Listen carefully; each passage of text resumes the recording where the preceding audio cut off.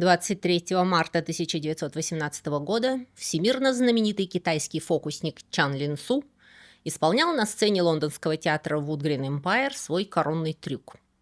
Его ассистенты стреляли в него из ружей с очень близкого расстояния, целясь прямо в грудь, туда, где фокусник держал красивое фарфоровое блюдо.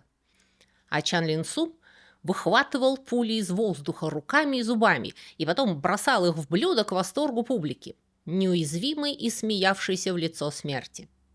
Но в этот раз удача ему изменила. Когда раздались выстрелы, Чан Лин Су зашатался и вдруг воскликнул на чистейшем английском языке: «О, Господи, что-то не так, опустите занавес!» Блюдо выпало у него из рук и разбилось вдребезги. Занавес упал, а на следующее утро великий китайский маг, которого на самом деле звали Уильям Элсворт Робинсон из штата Нью-Йорк, был мертв. Причина смерти – огнестрельная рана правого легкого. В первый раз после более 18 лет выступлений он не смог остановить пулю.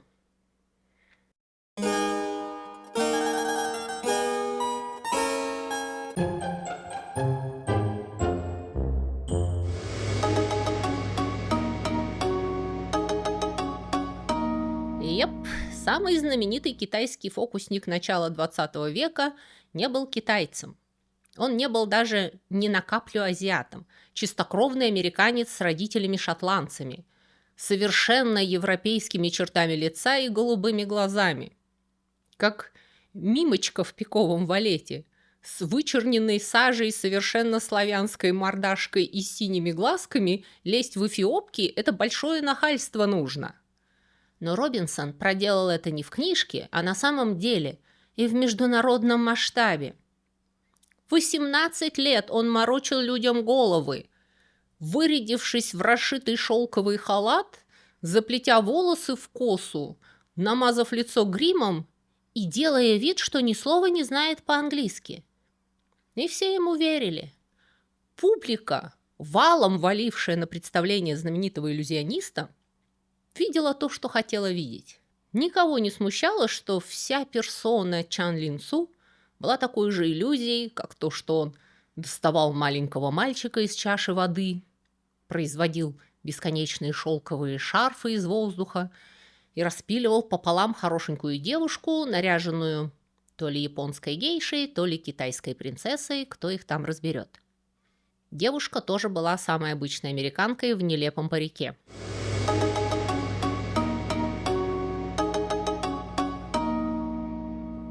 Честно говоря, до самой середины 20 века европейская и североамериканская публика легко принимала то, что неазиаты играют китайцев, японцев и жителей Тихого океана на сцене и позже на экране. Рыжая зеленоглазая Мирна Лой снялась в дюжине фильмов, изображая роковую дальневосточную красавицу. Ей только брови и глаза подрисовывали вверх, и парик довершал дело. Ее высоких скул и способности изображать холодную жестокую диву было совершенно достаточно, чтобы киностудии превратили ее в леди дракона из популярных боевиков с восточным колоритом. Сериального детектива китайского происхождения Чарли Чана, любимца миллионов, играл швед Волнер Роланд, а потом еще два американца, тоже на китайцев с точки зрения современного зрителя совершенно не похожие. Его заклятого врага, доктора Фу Манчу, этакого китайского профессора Мориарти, тоже играла целая когорта европеоидов в довольно комичном гриме. Но тогдашних зрителей это абсолютно не беспокоило. «Мадам Баттерфляй» опять же, знаменитая опера. Никто не ожидал, что в «Ла Скала» петь будет японка. То же самое, кстати, касалось и Отелло, Мавра Венецианского, то есть араба, которого играл белый актер, традиционно раскрашенный под жителя экваториальной Африки. Зрителей этого совершенно не коробило. Ну а что было делать? Ведущих актеров азиатского происхождения было раз-два и обчелся. В прямом смысле слова раз и два. Сисуэ Хаякава и Анна Мэй Вонг. У публики тогда было больше готовности поверить в происходящее на сцене и на экране. Люди мало путешествовали, тем более в далекие экзотические места, хуже знали, как на самом деле выглядят жители далеких стран.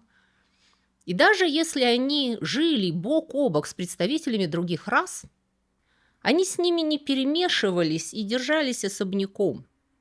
Как, к примеру, в Сан-Франциско был огромный китайский квартал, чуть ли не с момента основания города. Но белые жители туда носа не совали. И китайцы, в свою очередь, тоже держались своих, и бытовой расизм был «мама, не горюй». При этом ориентализм и таинственный Восток были в огромной моде. Художники и писатели, а потом и романтически настроенные обыватели устали от здравомыслия и богобоязненности Европы и начали искать другие миры, более эмоциональные, яркие, чувственные. Восток идеально подходил под эту роль. Он становился местом, куда можно сбежать от собственной цивилизации, не покидая ее по-настоящему. Восток – это не столько географическая реальность, сколько психологическое пространство. Место, где допустимо то, что в Европе неприлично. Причем тогдашний ориентализм охватывал весь Восток гуртом, от Ближнего до самой Японии, всю Азию без особого разбора. Весь Ориент сливался в одно яркое ароматное пятно. Султаны, гейши, факиры, верблюды, самураи, пагоды, сказки «Тысячи одной ночи», харакири и фонтаны в гаремах.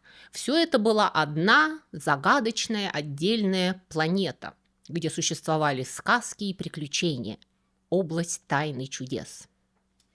Вы в курсе, что Аладдин по книге был китайцем?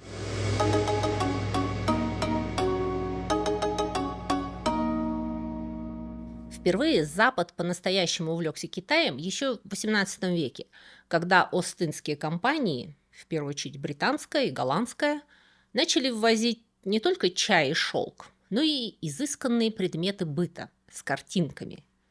В первую очередь замечательный фарфор, но также веера, ширмы, лаковые шкатулки и нефритовые фигурки. Очаровательные вещи, каких в Европе не делали. Шинуазри – китайский стиль декоративно-прикладного искусства и архитектуры – начал завоевывать Запад. Вскоре Европа уже не просто импортирует китайские вещи, она начинает имитировать их. Появляются европейские китайские мотивы. Пагоды с вот такими крышами во французских парках, лаковые шкафчики в золотых узорах в гостиных рококо, складные ширмы с горными пейзажами в английских домах, обои, расписанные вручную во Франции сценками из китайской жизни, фарфоровые фигурки, изготовленные в Саксонии, но совсем как китайские на неискушенный взгляд. Это не всегда были подделки в современном смысле. Чаще это были стилизации. Они изображали европейскую фантазию о Китае. Стилизованный Китай лучше продавался, не только потому, что был дешевле, но и поскольку он лучше соответствовал вкусу европейского заказчика. Возрождение шинуазри в середине XIX века было результатом недавних политических пертурбаций. Китай внезапно стал более доступным. Первая опиумная война, завершившаяся Нанкинским договором, вынудила прежде закрытый Китай открыть целый ряд портов для внешней торговли и проживания иностранцев. На суперпопулярных всемирных выставках китайские павильоны становятся обязательной частью развлечений. Разбогатевший средний класс хотел, чтобы их стиль жизни свидетельствовал о вкусе и космополитизме. Классические греко-римские формы уже порядком надоели. Хотелось чего-то нового, интеллектуального. И китайские мотивы, вторая волна шинуазри, прекрасно удовлетворяли этому стремлению к показной интеллектуальности. Благо, индустриализация позволяла теперь массово производить керамику, текстиль, обои и изделия из металла, украшенные китайскими узорами и в китайском стиле. И в какой-то момент этот вымышленный Китай становится более узнаваемым и востребованным, чем настоящий. Европейцы и североамериканцы, никогда не бывавшие в Китае и даже ни разу не видевшие подлинной китайской вещи, уверенно узнают китайский стиль. И неотъемлемой частью этой знакомой экзотики был китайский цирк.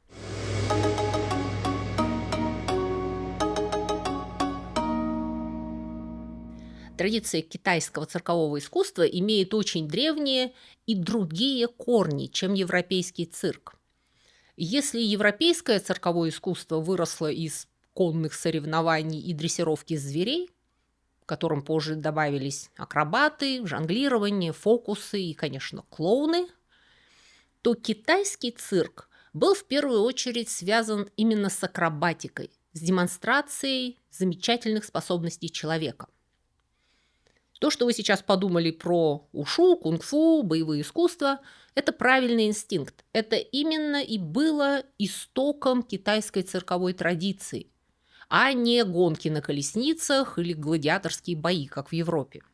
Китайский цирк – это были в первую очередь балансирование на конце длинного шеста, человеческие пирамиды невероятной высоты, конторшионисты, люди без костей, которые могли укладываться в чемодан, чудеса человеческого тела, индивидуальных физических способностей, а не групповые яркие шоу на общий эффект плюс звери, как в Европе. И фокусники появились в той и другой цирковой культуре в этих разных контекстах. Перед тем, как Жан и Жан Робер-Руден превратил магию в технологичное искусство сценических иллюзий с потайными отсеками, зеркалами, секретными люками и сложными машинами, европейские фокусники прошли крайне неприятную историю, начинавшуюся в глубокой древности, с религиозных таинств, где жрецы совершали чудеса, чтобы поразить паству, через средневековье, где за такие вещи жгли на кострах, в прямом смысле слова. Китайские фокусники не имели за спиной этой истории. Они были частью традиции честной демонстрации уникальных человеческих возможностей. Никто не претендовал на то, что знается с нечистой силой. Это были потрясающие результаты долгой тренировки. В европейской же цирковой магии целью было не продемонстрировать человеческие способности, а создать невозможный эффект. К примеру, перепилить даму пополам. Не себя, даму. Фокусник был не спортсменом, а, чего уж там, профессиональным обманщиком. Так вот, когда китайские циркачи впервые начали гастролировать по Европе, они начинают преимуществу как акробаты. Но китайским артистам и их европейским интерпренерам пришлось несколько приспособить их выступления под европейский формат и ожидания зрителей. Европейская публика смотрела эти выступления через уже существующие стереотипы о таинственном Востоке. Технические навыки циркачей интерпретировались не как результат многолетней жестокой тренировки, а как проявление древних азиатских секретов, мистическое умение, недоступное ни китайцам. И фокусники здесь легко находят свое место, поскольку, с точки зрения почтенной публики, европейские фокусники, конечно, обманщики, это любой ребенок знает, но китайские весьма возможно совершают настоящие чудеса. И вот тут-то на сцене появляется наш храбрый американец, всю жизнь изображавший из себя китайца. Потому что, а что было делать несчастному иллюзионисту? Очередную женщину распиливать за гроши?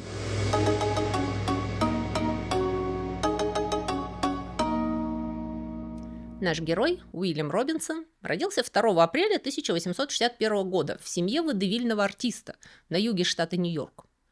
Его папаша гастролировал по стране с министрельными шоу. Эти министрельные шоу были такими водевильными труппами, где белые артисты изображали негритянских музыкантов и певцов. Это был довольно вульгарный бурлеск для ярмарок и комических антрактов в театрах. Вымазанные ваксой комики изображали глупых, жадных, ленивых и суеверных негров, одновременно играя типично негритянскую музыку на банджо и прочих народных инструментах. Одновременно, так сказать, способствуя укреплению расизма и распространению черной музыкальной культуры в стране. И отец будущего китайского фокусника был вот этаким универсальным эстрадным артистом невысокого уровня. Его специализацией были пародии, подражание смешным акцентам, чревовещание и фокусы. И он научил всему этому своего сына. Уильям начал профессионально выступать как фокусник в возрасте 14 лет. Первоначально он выступал под именем Робинсон Человек-загадка. Он неплохо зарабатывал, но хотел прославиться по-настоящему. Однако ему это не удавалось. Техники Уильяму было не занимать. Чего у него не было, так это оригинальности и выдумки. Он работал в популярном магическом шоу Гарри Келлера, самого знаменитого фокусника Америки, после чего переметнулся к его основному конкуренту, Александру Херману. А в 1896 году решил, наконец, начать собственное шоу. В те годы по штатам гастролировал самый что ни на есть настоящий китайский фокусник – Чин Лин Фу. Он был одним из тех, кто осознал необходимость адаптироваться к европейским запросам и оформил свои трюки в зрелищное шоу, полное экзотики. Он доставал изо рта бесконечные шелковые ленты и 5-метровый шест, отрубал мечом голову мальчику-слуге, после чего тот, к изумлению зрителей, своими ногами уходил со сцены. Самый знаменитый фокус Чин Лин Фу заключался в том, чтобы достать из пустой тряпки огромную чашу, доверху наполненную водой, а затем он вытаскивал из чаши маленького ребенка. Типично для фокусников той эпохи, Фу предложил приз в $1000 любому, кто сможет успешно повторить его иллюзии. И Робинсон принял вызов. Он утверждал, что раскрыл секрет фокусов Чин Лин Фу и готов это доказать. Однако Фу его просто проигнорировал. Потому что это был чисто рекламный трюк. Никто не собирался подписываться в своем поражении, да еще и деньги за это платить. Робинсон очень обиделся. И он отомстит Чин Лин Фу так, как может отомстить только фокусник.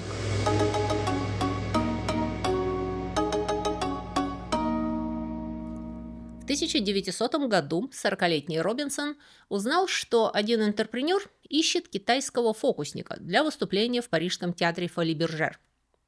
И Робинсон превращает себя в Чан Лин Су.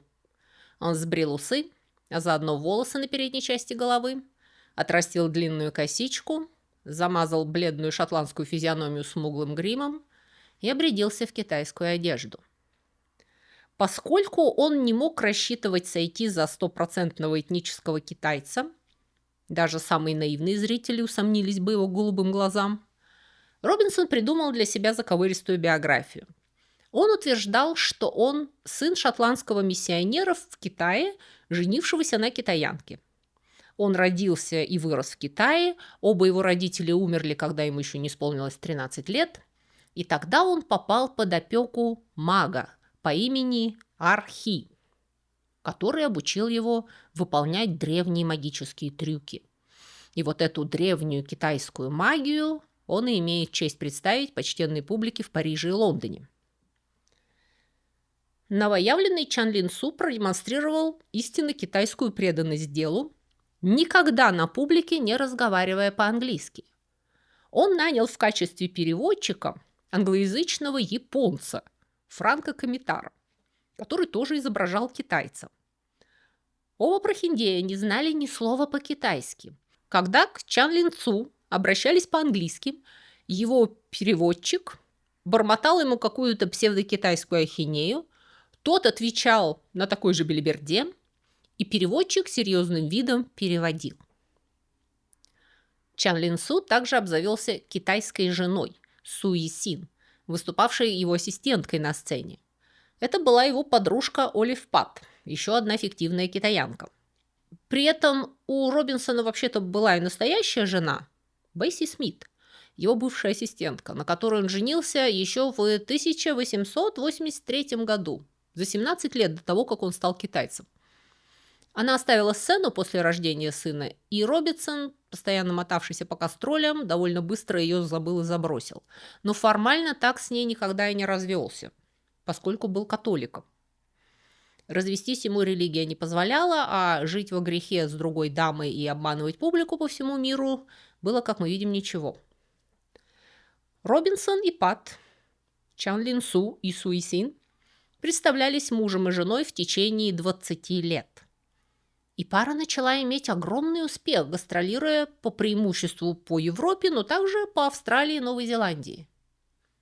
Чан Лин Су эксплуатировал стереотип восточного мага, который от него ждала европейская публика, скармливая зрителю фактически местную западную сценическую фокусническую традицию, щедро замотанную в китайский шелк.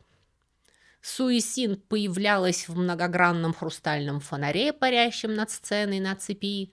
Потом Чан Лин Су накрывал ее большим конусом, и она превращалась в цветущее апельсиновое дерево. Он пронзал ее стрелой, выпущенной из лука, и доставал из кипящего котла, в который перед этим кидал дохлого голубя, кроликов и птиц. В общем, это было прекрасное представление. Китайского в нем было только имена, костюмы и декорации. В январе 1905 года Чан Лин Су гастролировал в Лондоне, давая представление в ипподроме. Его старый соперник, настоящий китайский фокусник Чин Лин Фу, выступал в это время в расположенном неподалеку театре Empire. Вам не показалось, что наш герой фактически украл у Чин Лин Фу его имя? Но он ведь украл у него и значительную часть фокусов, к примеру, прославленную чашу с водой, которая возникала из пустоты, а потом еще и порождала целого ребенка. Фу был во вполне понятной ярости. Он уже узнал, что этот новый знаменитый китайский фокусник на самом деле американец, который мало того, что вырядился китайцем и фактически продает чужую культуру в модной упаковке, так ведь он еще и украл его фокусы и теперь рассказывает всем, что Фу был в Китае нищим уличным фокусником, а он, Су, маг высшей касты и приближенный императрицы. Разъяренный Чин Лин Фу публично обвинил Су в мошенничестве. Он предложил ему выйти на сцену вместе, чтобы доказать, кто из них настоящий китайский маг и кудесник. Но дуэль фокусников не состоялась. По очевидным причинам. Ни один из них не мог допустить, чтобы их магия подвергалась разоблачению. Ведь если Фу разоблачит трюки Су, он разоблачит и собственные трюки. И если Су начнет показывать, что он лучше Фу, он будет подрывать всю традицию сценической магии. А настоящий фокусник никогда не раскрывает секреты своих трюков. И даже секреты трюков конкурентов. Потому что нельзя подорвать авторитет фокусника, не уронив при этом авторитет всей магии. Эти двое прекрасно это понимали. В результате публика предпочла подделку подлиннику, и Фу продержался в театре только 4 недели, в то время как Су выступал в ипподроме целых 3 месяца.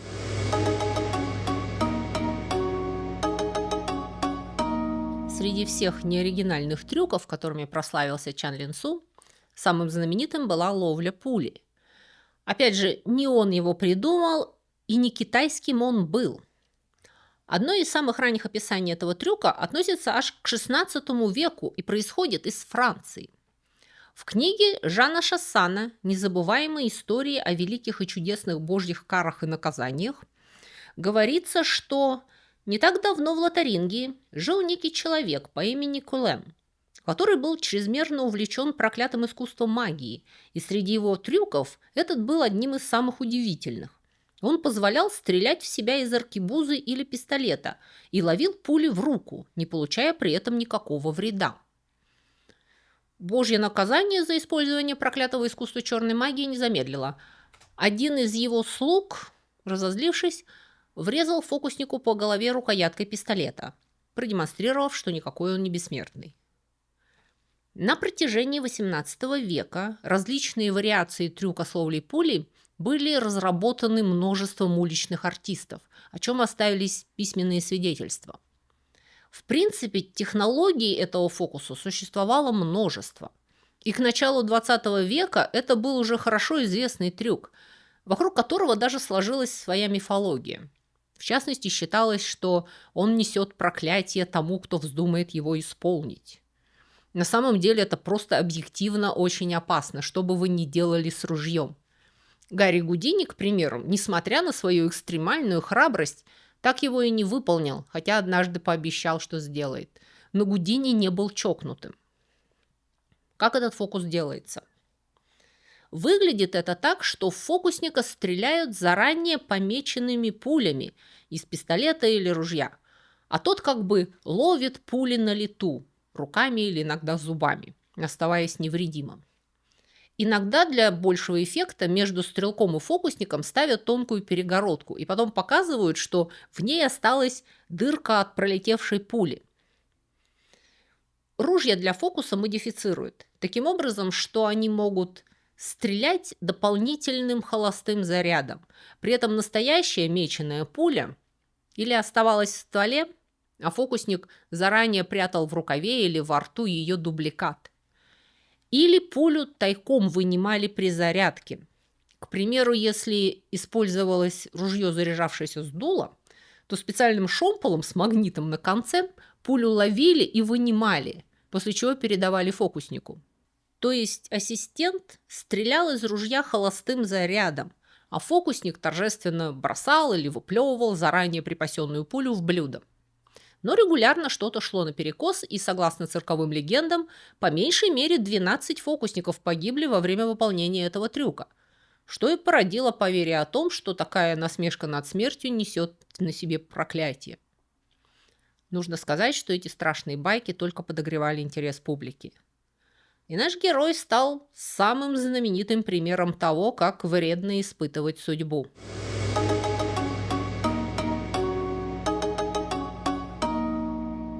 Этот фокус Чан Лин Су назывался «приговорен к смерти боксерами». Под боксерами понимались не любые люди, дравшиеся на кулаках, на ринге или на улице. Имелись в виду участники восстания Ихэтуаней, кулаков гармонии и справедливости. В конце XIX века, после поражений в опиумных войнах, Китай переживал небывалое давление со стороны иностранных держав. Неравноправные или унизительные договоры вынудили Цинскую империю открыть порты для международной торговли, предоставить иностранцам юридические привилегии и позволяли христианским миссионерам свободно действовать на территории Китая.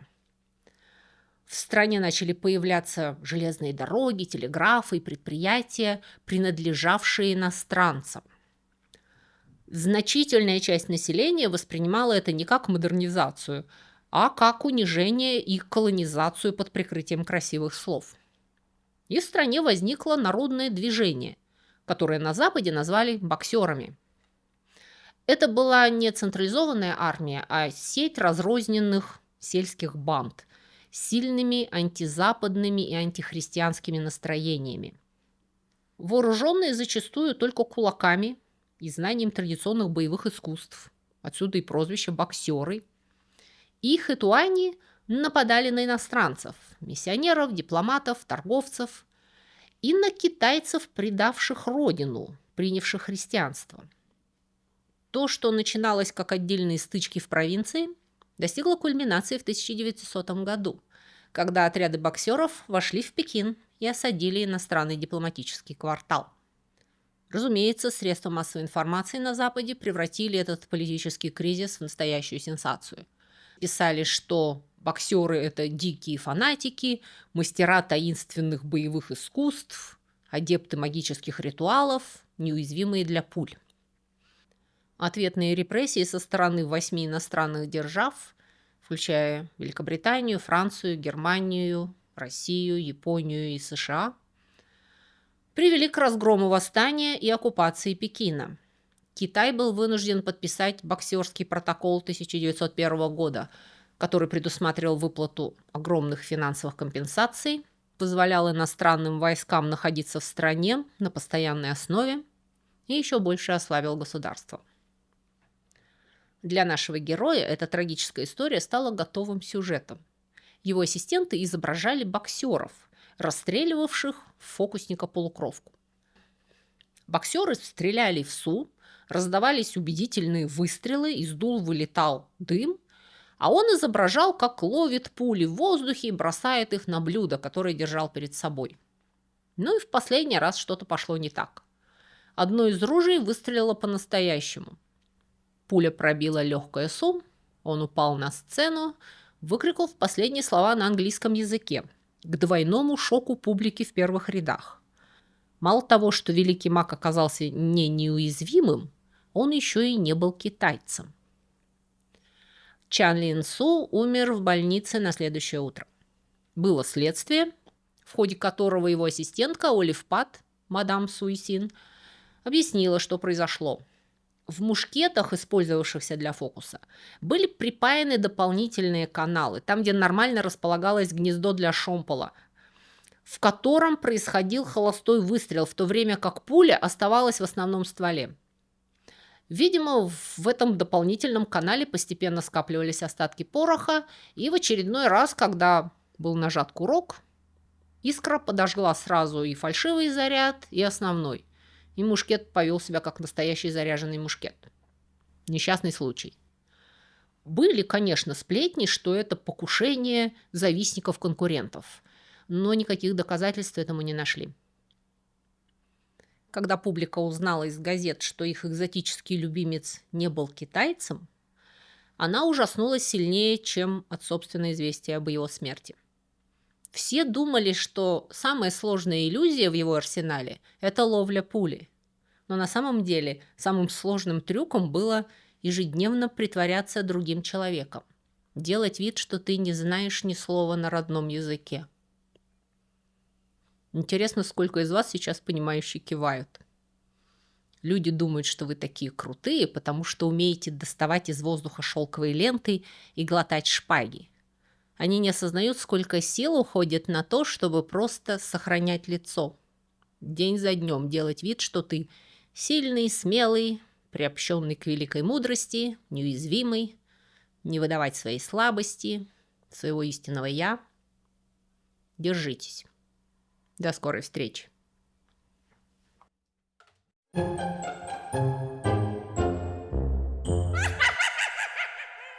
Друзья мои, если вы хотели бы больше и чаще узнавать интересные, забавные и шокирующие факты, касающиеся истории и культуры, и особенно истории бескультурья, то вы можете подписаться на мой блог на Бусти или на Патреоне.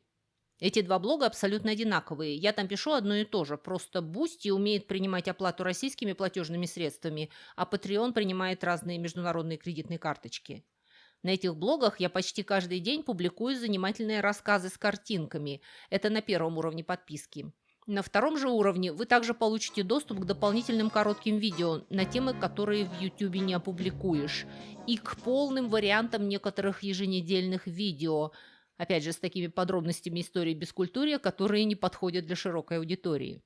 Оставляю на ваше решение, смотреть их или не смотреть в компании детей и внуков.